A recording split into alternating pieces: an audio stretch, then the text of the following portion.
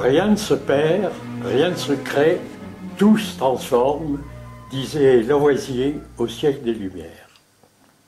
Dans la Grèce antique, 5 siècles avant notre ère, Anaxagore enseignait déjà à Socrate et Périclès que rien ne naît ni ne périt, mais que des choses déjà existantes se combinent puis se séparent de nouveau.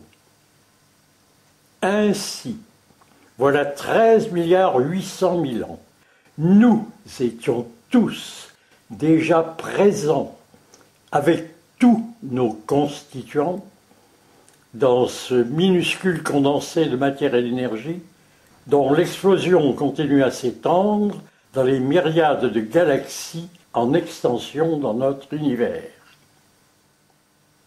Miracle de la science, le tout récent exploit du satellite Planck, qui a réussi à capter le rayonnement fossile de cet embryon d'univers quand il n'avait que 380 000 ans, et à le photographier gros comme un ballon de rugby.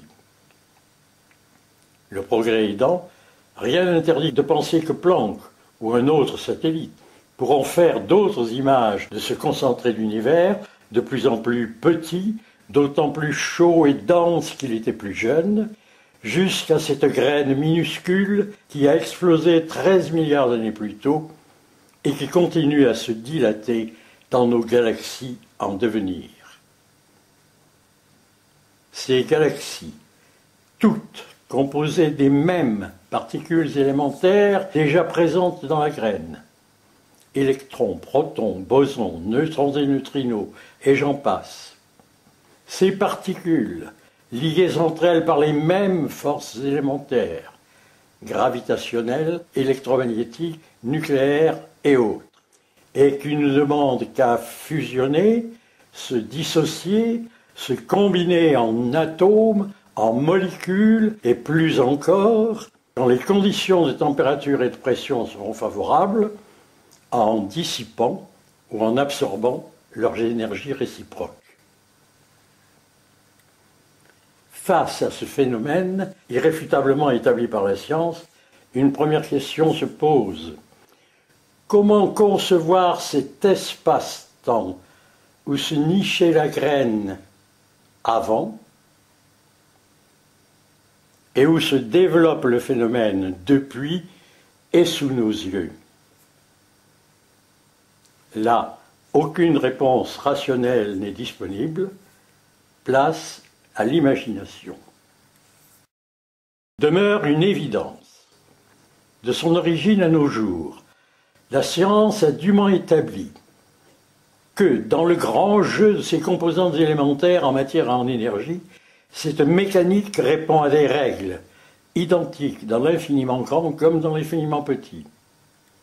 Qu'en termes mathématiques, son développement obéit à un vecteur parfaitement rationnel, et qu'en conséquence, ce vecteur indique déjà un sens aussi évident qu'irréfutable. Vient aussitôt une deuxième question. Vers où? Immédiatement assortie d'une troisième. Pourquoi?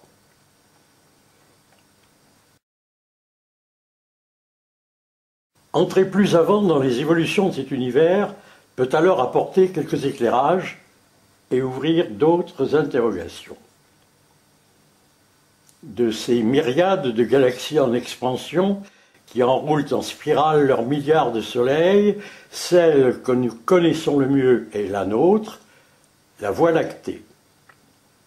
De ces soleils qui se condensent, s'allument, brûlent et meurent, entourés de planètes, nous en découvrons chaque jour davantage, et celui que nous connaissons le mieux brille encore, c'est le nôtre. Les 8 planètes qui s'en sont détachées et tournent autour de lui en se refroidissant, l'une d'elles est la nôtre, la Terre, depuis 5 milliards d'années.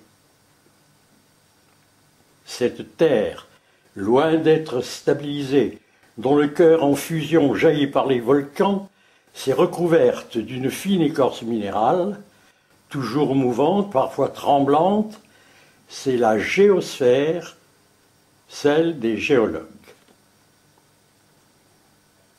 Les gaz brûlants qui s'en sont échappés l'ont doublé d'une atmosphère. En se combinant, deux de ces gaz, l'oxygène et l'hydrogène, ont formé une molécule nouvelle et particulièrement précieuse, l'eau, sous forme de vapeur.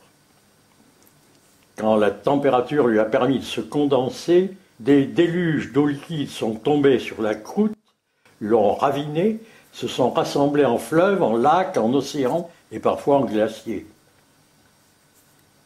Alors, voilà 3 milliards d'années, se produira un phénomène totalement inconnu depuis le Big Bang. Si les minéraux étaient inertes, c'est dans l'eau des océans que des particules élémentaires vont se combiner en nouvelles molécules, dotées de pouvoirs jusque-là inédits. Celui de s'organiser pour se développer avant de disparaître, apanage d'un organisme autonome, protégé par une membrane. Celui de se reproduire à l'identique, par simple division cellulaire, en attendant l'apparition d'organismes sexués. Celui de s'assembler pour devenir de nouveaux organismes, de plus en plus complexes, multicellulaires, autonomes, diversifiés et identifiés par un ADN. Initiés à partir d'amibes, de bactéries et autres virus monocellulaires, c'est le grand saut de la vie. La géosphère s'est doublée d'une biosphère, celle des biologistes.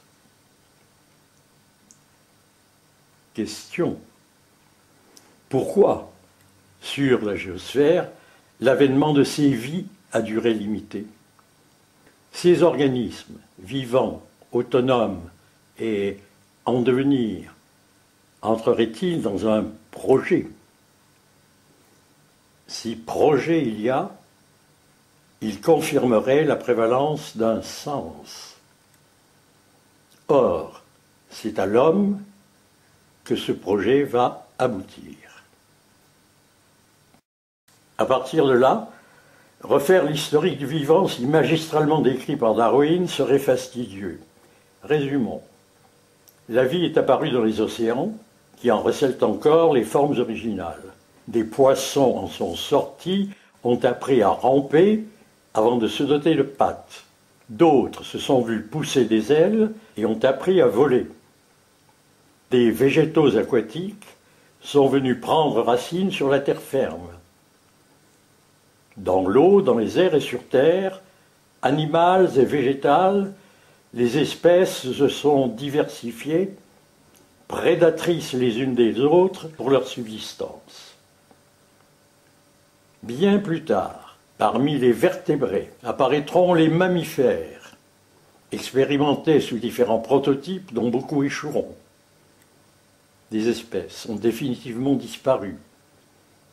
Ces tentatives manquées allaient-elles dans une mauvaise direction? Hasard, nécessité, seules ont survécu celles qui ont su s'adapter. Dans cette sélection naturelle, il est permis de retrouver un sens. Parmi ces mammifères en mutation permanente, chez les primates, la grande famille des préhominiens, ceux qui apprennent à se tenir debout et à marcher sur leurs pattes postérieures, tandis que leurs pattes avant deviennent des bras dotés de mains de plus en plus habiles. Et parmi ceux-là, la branche des hominidés, les seuls dont le volume crânien ira croissant. Pendant 7 millions d'années, plusieurs modèles vont se succéder. Pithécanthrope, paranthrope, synanthrope, homme de Néandertal, Homo sapiens et quelques autres, avant d'aboutir, voilà moins de 100 000 ans, à celui dont nous sommes, l'Homo sapiens sapiens, l'homme d'aujourd'hui. Un sens, encore, semblait à la manœuvre. C'est alors que se produira le deuxième grand saut après celui de la vie, celui de l'intelligence, dont le critère est la conception d'outils utiles à la survie. Apte à la réflexion, cette intelligence l'amènera à s'interroger sur ses conditions, à imaginer des concepts et à nous en laisser des traces, gravées ou peintes. L'homme avait pris conscience de lui-même et de son environnement. Il pourra dire « je pense, donc je suis ». Tel fut l'avènement de ce que les Grecs appelaient nous, l'esprit. Or, si l'énergie issue des neurones dans leurs interactions physico-chimiques lui permet d'éclore, la pensée, quant à elle, est parfaitement immatérielle.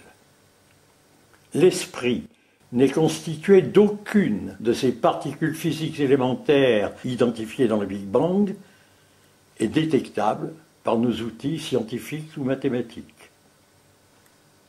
Alors, si rien ne se perd, rien ne se crée, cette autre particule indétectable n'était-elle pas déjà présente parmi elles dès ce moment-là?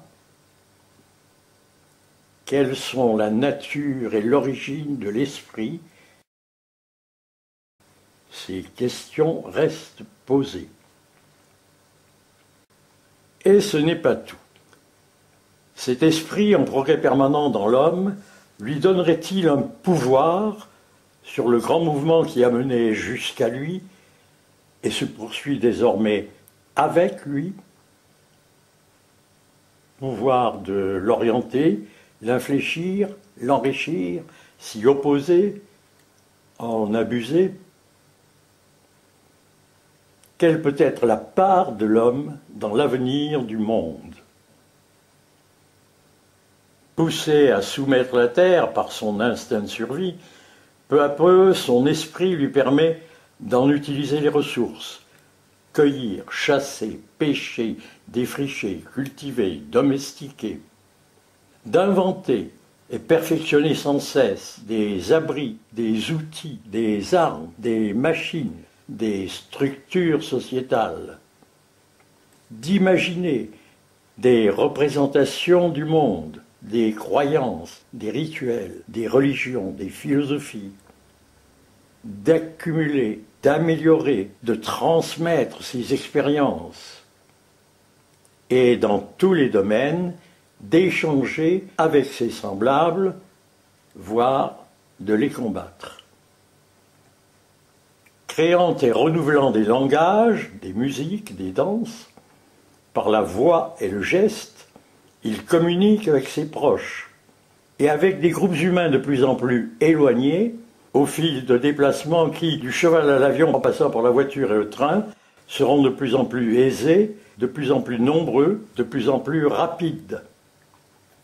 Au-delà du verbe, l'homme du passé communique avec ses contemporains aussi bien qu'avec nous, par des peintures, des gravures, des sculptures, avant de concevoir diverses formes d'écriture sur différents supports matériels de plus en plus faciles à dupliquer, à diffuser et à sauvegarder. Avec les moyens d'aujourd'hui, l'homme du présent communique avec toute la planète par la radio, la télévision, les satellites et l'Internet, dans le formatage généralisé d'une logique numérique commune. Ainsi, à travers ces échanges de plus en plus instantanés et denses, et dans l'alternance de convulsions suivies de convergences, le grand brassage des hommes, des races, des cultures et des civilisations successives connaît-il une accélération fulgurante. Ainsi, voyons-nous peu à peu se développer une pensée, donc une conscience planétaire, en train de fonder sur la géo et la biosphère une nouvelle superstructure qui est celle de l'esprit, la noosphère. Nous en sommes là. Cette noosphère en gestation serait-elle un des stades, sinon l'ultime, du grand mouvement lancé 13 milliards d'années plus tôt, et dont tout conduit à penser qu'il obéit à la logique d'un sens? Si oui, quelle en est la finalité et quelles en sont les conséquences pour nous, ici et maintenant? Cet exposé n'est qu'un constat. Son interprétation est d'un autre domaine. Ce qui en ressort clairement, c'est que, du Big Bang à nos jours, et à chacune de ces étapes, un programme, au sens informatique du terme, semble bien gérer le destin de cet univers, tout en laissant à chacun des acteurs du vivant une marge croissante d'autonomie pour y jouer un rôle. Ce programme serait-il le reflet d'un sens? Cette question du sens global n'est pas neutre, car elle conduit nécessairement à quelques introspections sur le sens individuel à donner à nos vies. De ce sens, tel que perçu par chacun, découlent en effet des normes de comportement, personnels et collectifs, fonction de la conception qu'on lui donne. Entre les forces de cohésion et de dissociation aux prises dans ce monde, mes actes vont-ils dans le bon sens? Agirai-je à contre-courant? Étant ce que je suis, et dans mon libre arbitre, quel peut être mon rôle? Depuis que l'homme est homme, doté d'une conscience, il s'est toujours posé ces questions. Il en a toujours débattu au sein de sa famille, de sa tribu, de son clan, de sa cité, de sa nation, de ses organisations politiques, économiques, culturelles, sociales, devenues supranationales et désormais planétaires.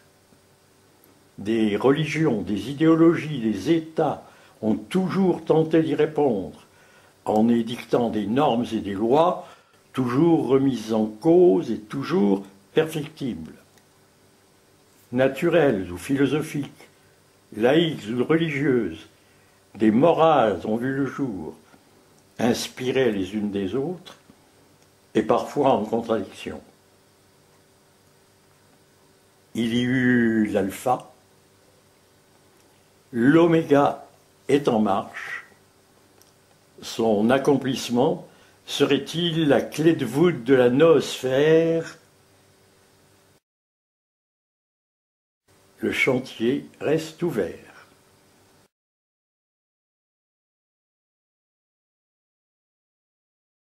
Et j'ajouterai un post-scriptum. Il semblerait qu'un scénario comparable soit parfaitement envisageable ailleurs dans l'univers. Et après?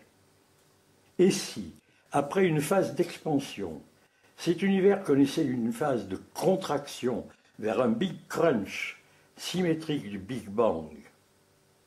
Des scientifiques l'envisagent. La fin du monde ou la fin d'un monde, celui que nous connaissons?